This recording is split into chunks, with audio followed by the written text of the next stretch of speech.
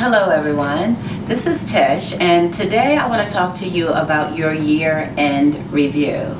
Now, this is the part of homeschooling where it is up to you to make sure that you have documented throughout the year, to make sure that you're able to prove that you have been actually homeschooling your child the entire time, and that the information that you're covering is age appropriate, grade appropriate, because some children may be above or maybe even a little bit behind, but you want to show that you are consistently homeschooling, and this is what the review is for.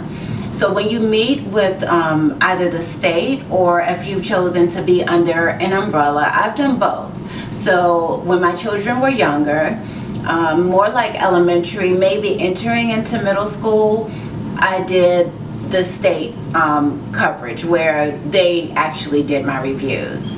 Now, that was a very simple process for me. I know I had spoken with some long-term homeschoolers, and some of them said to me, you know, whatever you do, don't let the government into your house, meaning don't have the review at your home.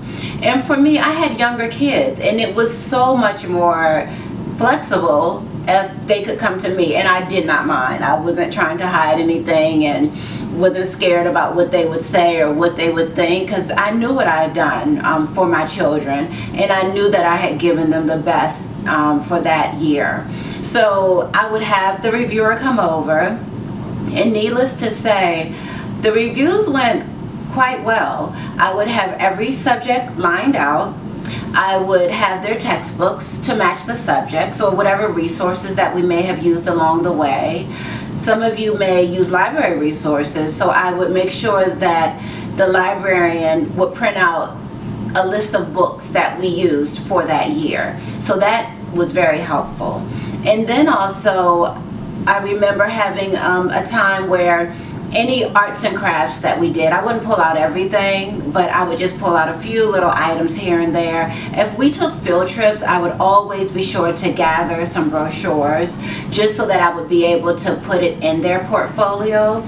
So everything pretty much came together quite well. And needless to say, the reviewer and I became very good friends. She was somebody that I would look forward to being able to sit down with her and just share the growth of my children, and even myself, and the things that I've learned along the way. And surprisingly, she would even share some tips and hints and things that she has seen from working with all these other homeschoolers. So it was a win-win situation for me.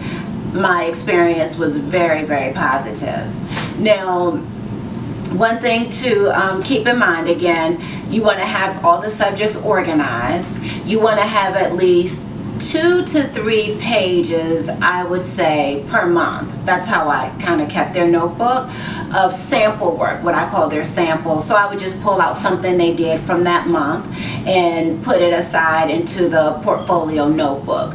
Or I would make copies from their textbook. If they write in their textbook, I would make copies from their textbook for the portfolio notebook. So that's 2 of the things that you want to remember: to have your papers available, the portfolio, for the portfolio. Grab any brochures, anything that you would have grabbed along the way for different activities that you did throughout the school year. And then another thing that you want to keep in mind is to take advantage of the situation. This is an opportunity to highlight what you've done with your child for the school year, and not to be intimidated. I know some people have heard various stories. Some can be quite scary. And just try to walk in there with an open heart and an open mind, and it always helps to pray before these reviews take place, that God would prepare the heart of the reviewer, but also just that you would be able to be clear and accurate in what you're wanting to share and to show. So I know one thing that I would also recommend is that you research and make sure you know the laws in your state and what they're looking for. I know in our COMAR, we have the goal is to show that you are offering regular, thorough instruction and that you are the one that's responsible for maintaining your child's portfolio. So remember the key thing that they are looking for. They want to see regular, thorough instruction. Just make sure that you schedule your review. That's the most important thing. Don't wait for the government or the county or the state Board of Education to call you. Please don't wait for that. More than likely you will be in violation. You need to reach out to them and call them to schedule your appointment. So you don't have to do anything excessive to show that you are homeschooling your children. So just make sure that your documents, your paperwork will speak for itself. So don't feel bothered or overwhelmed. I guess that's the biggest point that I want to make. Don't feel like this is just such a burden and you really don't look forward to your reviews. Remember, this is a time for you to be able to highlight what you and your children have accomplished throughout the year, and to be excited about having concluded one year and being able to go into another year. Now, I did move under an umbrella once my children began to get a little older, more like high school age. And I actually did that for one reason, so to speak, and it was just that I knew that I would need help through this college process. I knew that my children were college bound, and there were certain things that I was going to need that colleges were going to request, and I didn't want to have to make it up myself or make my own transcripts and do all of those things, have my own letter from the guidance counselor.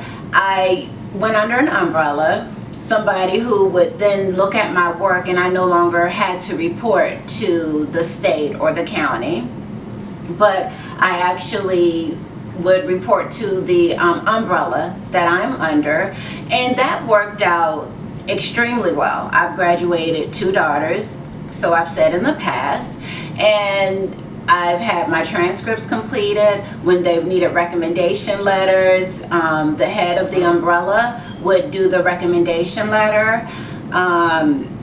So there were lots of things that I did not have to do, but yes, indeed, I did still have to conduct my reviews. And it was still the same process pretty much. The reviewer would discuss with me where we would like to meet once I reached out to her first.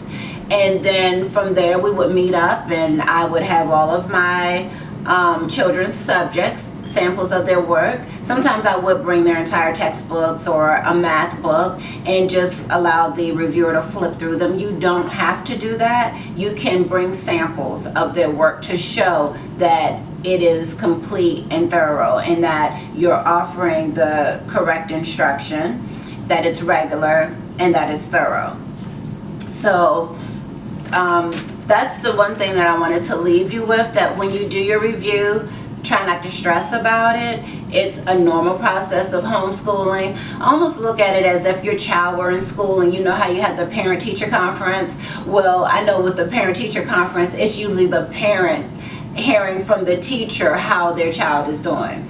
Well, this is quite the reverse. It is the parent letting the reviewer know how their child has done. So look at it as an opportunity to pretty much just go in there confident about what you're doing as a homeschooler, and be proud of that.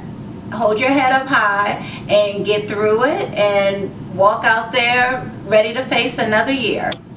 Don't forget to like and subscribe, and as we go through this homeschool journey together, if you have any questions at all, my email address is at the bottom. Please don't hesitate to email me with any questions, any comments. I will reply.